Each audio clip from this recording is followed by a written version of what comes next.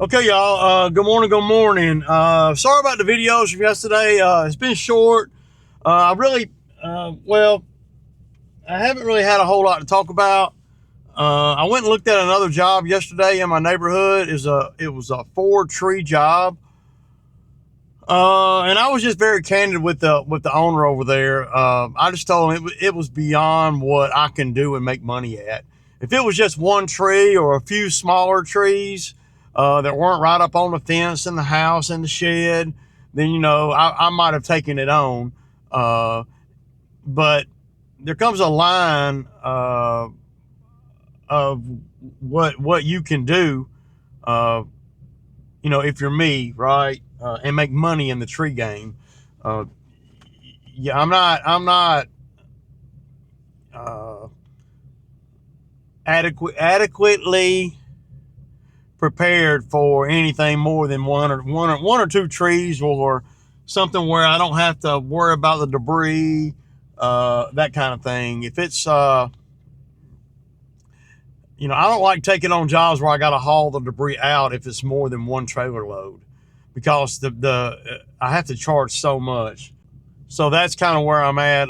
Phil's running a little bit late today. He woke up and he said that his tire on his car was a little low, so he had to go get air. Had to go put air in it. Not a big deal. I wasn't really, being. You can tell when a guy's heart's in it or not, right? And being a few minutes late here and there is not a big deal. Especially this time of year where, well, everything's a little bit lax. So I did, obviously, and hate to keep jumping around. Obviously, I did not get the tree job I looked at yesterday in my neighborhood. I didn't want it. I might have could have negotiated a number, but it wouldn't have been friendly for me or for him. I would have been on the high side to him, but I wouldn't have been able to make a lot of money because of the amount of debris and having to haul it all off. So today we don't have a whole lot, though we're going to make it a better day than what's on paper here. Wednesday, tomorrow, we got the Noonan route, and I got 6 of them calling me, telling me not to come on a 9 uh, route day.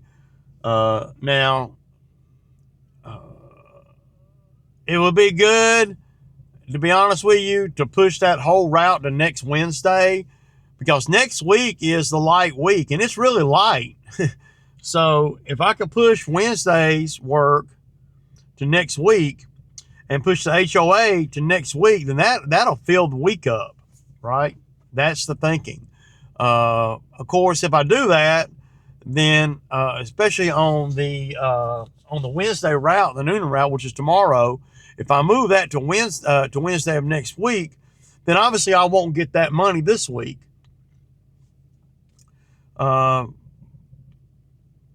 But it's almost worth the, I don't know, the $400 profit there to have it on next week, so I can kind of level things out a little bit. Because right now, when I look at the calendar, and I can show y'all, maybe I'll snap a picture of it. When I look at the calendar, I mean, wow, every day is slap full all the way to Sunday. It doesn't allow me enough time really to incorporate anything else. Then next week I could incorporate, 3 skid steer jobs, but it usually don't work out like that. You want to be able to do skid steer jobs, not just like, if I went and looked at a skid steer job and I feel like it's lucrative and it needs doing, and I looked at it on Sunday, ideally, if I could come before Wednesday, that would be ideal, right? And I want to have a little more control over the timing and everything, because when you're a small outfit and you're looking for skid work and stuff like that, the ability to be able to do it quickly is critical, because that's the reason why a lot of people are even calling you, because the other people that may have a skid steer that may be doing a little tree work and stuff, they're booked up. And I don't like to get, I mean, I don't want to say I don't like to get booked up, But I know that the longer you put off a job, the more likely something might change on their end where you don't even get to work. So, if you bid on for me, if I bid on a skid job on, say, a Sunday, and they accept the bid on a Sunday afternoon, then I like to get over there as soon as possible. And for this week, it's Saturday, a whole week away, and for this particular people, that it's not a big deal, but I have lost a lot of jobs because I couldn't get to it in a timely fashion. And then not because of me, but really because, well, their brother-in-law came over there, while they were waiting on me to come over there, and their brother-in-law came over there and said, you're going to pay that guy to do this? Well, hell, I can do that. And then, brother-in-law go out there and cut off a couple of trees and, and make a couple of piles with with his hands, and they'll call it a day. That's good enough. And a lot of times that's what happens when you can't jump on a skid job. At least that's what I've found. Because I know that I'm not cheap on the skid job. Even at, $1,400 a day, I know we were talking about that yesterday. That's really not that expensive these days.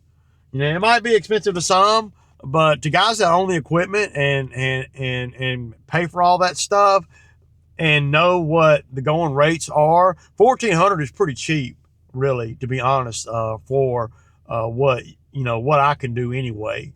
And when I say a day, I'm not talking about no 8 or 9 hour day. We're talking about 5 or 6 hours of actual runtime. But I'll do them a solid. Ideally, I'd want to get over there and get everything done, and then send Phil on his way with the other truck. Maybe he can even go cut some grass or something. Once we got the $1 Million Street, and we got the gated community, and she wants me to haul off some stuff too.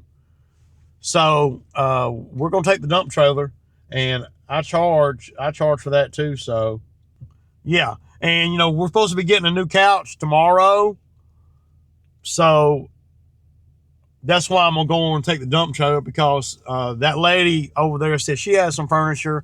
Basically gonna let her pay for the dump for me to dump all my stuff too. So I think I can't remember what I charged the last time, but I usually charge about $250 to go to the dump, and she can put whatever she wants to on my trailer. I asked her last night, I said, so is it trailer worthy or pickup truck worthy? She said, well, a pickup truck will probably do it, but see, you get over there in a pickup truck, man, that, and I know that I'm going to have to put my old sofa and stuff on a dump trailer to take it to the dump tomorrow or the next day. So we'll go on and take the dump trailer. Then we don't have to worry about, making space for nothing or anything like that. And if I didn't have my own stuff to take to the dump, then I might say, okay, let's just take the second truck. We're going to have to take it anyway. Let's just take the second truck, no trailer, and we'll pile everything on that truck. But then when I get home here, I'll have to take it off of that trailer and put it on the dump trailer. That doesn't make, that's not, you're touching it twice. So we're not trying to touch nothing twice. So let me pull down here and hop in the other truck and back the other truck up to the dump trailer. And yeah, I gotta say, it's a little bit nippy. 60 degrees, are you kidding me? This is why the Bermuda grass is not growing, because it's so cool at night. It's really, yeah. So we're running a little bit late. Phil was a little bit late, but I'm not sweating it like every year. And I tell you guys the same thing. Every year, when you get into this time of year, everything is not as pressed. Because there's a little more time to prepare and to assess everything that you're doing on the daily. And you're not running things as hard. And it's just simply, at the end of the day, it's simply not as hot. And that is a critical factor in doing this kind of work. Oh, brother, the heat ain't nothing, Ray. Yeah, well, where I'm at, the heat is something. And the heat where I'm at in Georgia, South Georgia, will break you off proper. I mean, people die out here in the heat. So, and they have strokes and all kinds of crazy stuff. So, and I've been doing this a long time. So I've learned how to stress when I have to and not stress when I don't have to. Of course, when you're in the midst of the summer, you know, June, July, and August, everything is pressed because everything is growing and you got to hurry up and get over there and do it so it don't get out of hand and everything. So there's that. Yeah. So I appreciate the comments on the video yesterday. Not getting very many comments on videos and stuff. Not getting a lot of, and I don't really know why or whatever. I'm trying to, you know, do the videos on the reg, you know. But to the gentleman that asked me the question, I wasn't trying to be disrespectful or nothing. I was just, you know, I just answered the question, man. And sometimes when you comment or whatever on a video without any emojis or anything, then I'm assuming that you want to know the answer to the question. And so that's kind of what I did. I answered the question. Now it might not have been like somebody wanted me to answer the question, but I felt like that was a very detailed answer. So gotta know what you're worth out here and know that you can get that anyway. So, but it ain't always been like that. You know, if you don't, you know, if you can't do a lot of stuff, then you got to build up to be able to do a lot of stuff. I can remember, and it doesn't seem like that long ago, where if I could do, I'm talking about gross, $400 a day, I was doing good. That was great. So if I gross $400 a day now, I'm not doing good. You got to be able to, well, you buy equipment and make more money with it, and then you use that money to buy more equipment to make more money. Then you use that money to pay that off to buy more equipment, and you know, and you just build up from there. I don't remember a struggle, you know, as far as accumulating the skid steer attachments. I don't really remember the struggle, you know, to acquire all of the attachments. I don't really even, I mean, I just did like one at a time, you know, and over the years, and as long as you buy good ones and, you know, not cheap ones, then you never have to buy them again. It goes back to buying the best equipment. You know, a couple of guys did videos over equipment, and I agree 100%. You need to buy the best equipment at all possible whenever you're buying equipment. It's just the only way to do things because the equipment will last longer than your payments. And that especially rings true when it comes to skid steer attachments. You know, how many times have you guys seen me buy a skid steer attachment and get rid of it? I don't. You see, I don't. Or to get rid of it to buy a better one. Well, I don't. You can't. I can't buy better attachments than what I already buy. Now, if I had a bigger machine, I could buy different attachments and such. But I don't never have buyer's remorse on attachments. Because I've had all the attachments I bought them one time and I never looked back. So, and the same thing rings true with lawn mowers and especially with mowers. And I don't expect guys to come in the game with mowers like I got. Not that the mowers I got are, you know, are unique, but they're pretty damn good. So, they're really damn good for what I do. But we don't have a lot of grass to cut today. So today it's looking like it's going to be about $600. gross. So we're right on the fringe of making money or not. But what we're really trying to do, we're trying to make sure we clear the path for this weekend's work. That I was saying yesterday, I can add to the things that we can do. Just the mere fact of me hooking a dump trailer up to that other truck and putting a lawnmower on it and carrying it out and an attachment and carrying it out there to that job, that makes you even more valuable, because now I can move piles if I want to. You don't want to, I don't like spending time moving stuff around on a job, but I have the ability, especially when you're dealing with a drive. Like if they had a big pile of gravel somewhere over there, and a lot of times people do, it'll be covered up in the woods somewhere where it's been sitting back there for 20 years, be a big mountain of, you'll wonder what it is, and you'll blow the leaves and all the debris off the top of it, and it'll be a freaking 57 gravel, 3 tons or whatever. I've had that happen a couple times on jobs where they didn't even know there was gravel there. So, okay, y'all, we got done with that one.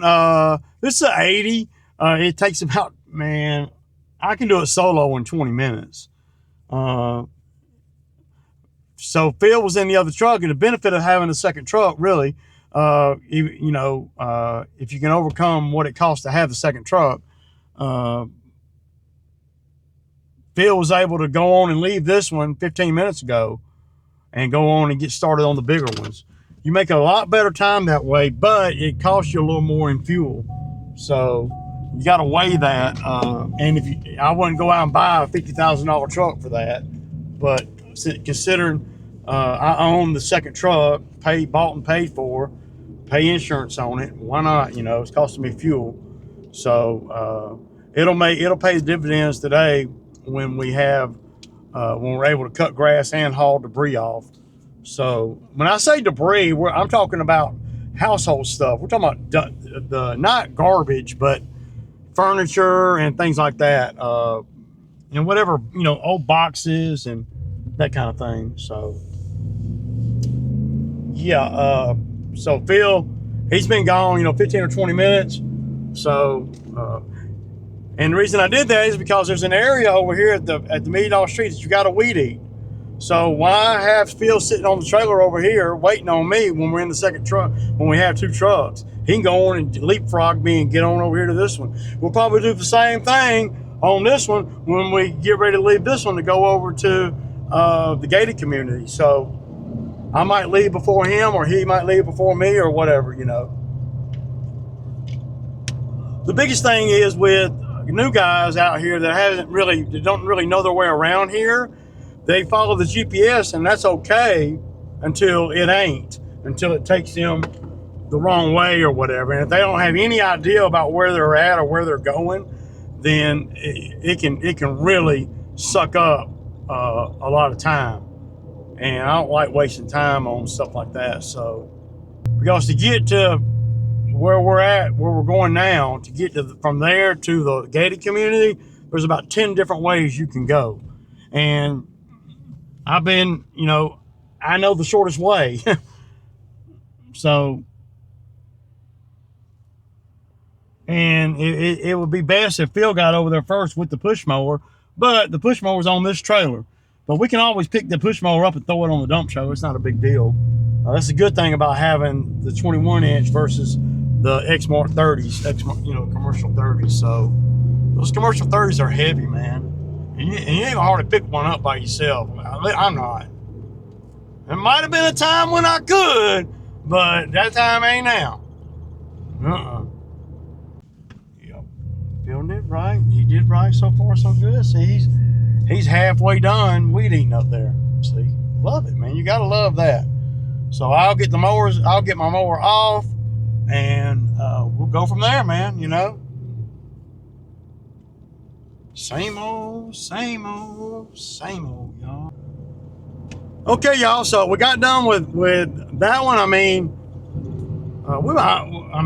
We cut that 3.5 acres over there in less than an hour. right about an hour. It's about 4 acres. So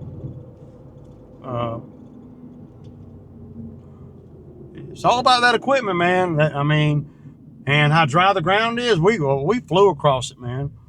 But now we're headed over here to the gated community. We're just gonna do the one of them over there. But she wants to haul off some debris too. So yeah, make another $250 right there. So just hauling off the debris will pay all my expenses for the day, including the labor.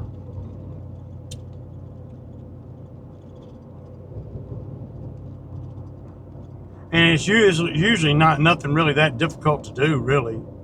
But yeah, we might have, that might have been the fastest we've ever cut that, for sure.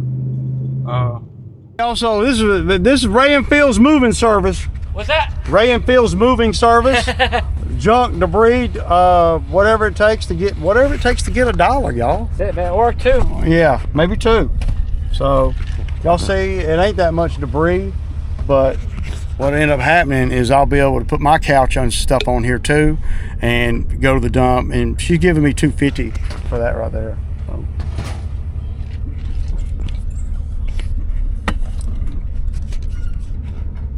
So that's pretty good.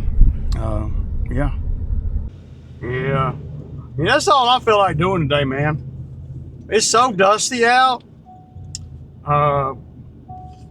It's bad. So